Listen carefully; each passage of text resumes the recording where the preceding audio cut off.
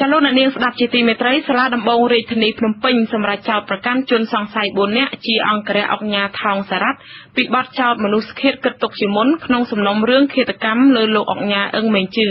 ការចោទប្រកាន់នេះគឺបន្ទាប់ពីចៅក្រមបានបញ្ចប់ការសាកសួរនៅរសៀលថ្ងៃទី5ខែធ្នូនេះភ្លាមនេះដែរពួកគេត្រូវបញ្ជូនទៅឃុំខ្លួនក្នុងពន្ធនាគារព្រៃសរចាលោកវ៉ាន់វិចាដែលនៅក្នុងបន្ទប់ផ្សាយផ្ទាល់នេះមានសេចក្តីរាយការណ៍ពីថាតើវិវត្តដល់ណាហើយក្នុងសំណុំរឿងនេះចាសូមអញ្ជើញលោកវិចាចាបាទអរគុណអ្នកស្រីខែសំណងបាទសំណុំរឿងបាញ់សម្លាប់អង្គញាអឹងមេងជឺនេះឥឡូវនេះ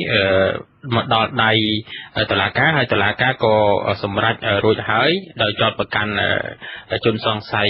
4នាក់ថាជាប់ពាក់ព័ន្ធនឹងឃាតកម្មបាញ់សម្លាប់អង្គញាអឹងមេងជឺនឹងអ្នកទាំង4នាក់នោះគឺមាន2នាក់ដែលតុលាការចោទថាចូលរួមសម្លាប់ហើយ2នាក់ទៀតជាអ្នកដែលបិទគូតបានន័យថាជាអ្នកដែលសំគំនិតហើយឃាតករដៃដល់នឹងត្រូវបានតុលាការចោទឈ្មោះសៀងវាសនាបន្ទាប់ពីតុលាការសម្រេចថាយកទៅដាក់ក្នុងឃុំឃាំងក្នុងពន្ធនាគារព្រៃសរហ្នឹងសៀងវាសនាហ្នឹងគាត់មិនបានបញ្ជាក់អ្វីមួយតបទៅកាន់អ្នកកសែតទេគាត់គ្រាន់តែចុះមកពីតុលាការភ្លាមគាត់ឡើងឡានសមត្ថកិច្ចហ្នឹងគាត់ក៏វិក្បាលចំណែកឯជនសង្ស័យ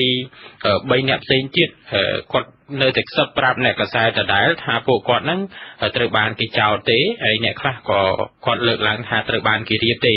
ដោយឡែកមេធាវីការពារក្តីឲ្យជនជាប់ចោទទាំង4នាក់ហ្នឹងវិញគាត់បានចេញមុខមកប្រាប់អ្នកកសែតថាជនជាប់ចោទទាំង4នាក់ហ្នឹងគឺគាត់សារភាពថាគាត់ពិតជាបានពាក់ព័ន្ធនៅក្នុងសំណុំរឿងហ្នឹងហើយបើយើងមើលសំណុំរឿងហ្នឹងអ្នកស្រីខែសំណង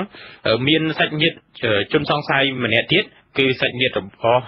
ជនសង្ស័យឈ្មោះមីសម្បត្តិជាម្នាក់នៅក្នុងចំណោម4នាក់ហ្នឹងដែលគេចោទគាត់ថាគាត់ជាអ្នកបើកម៉ូតូបិទគូតនៅក្នុង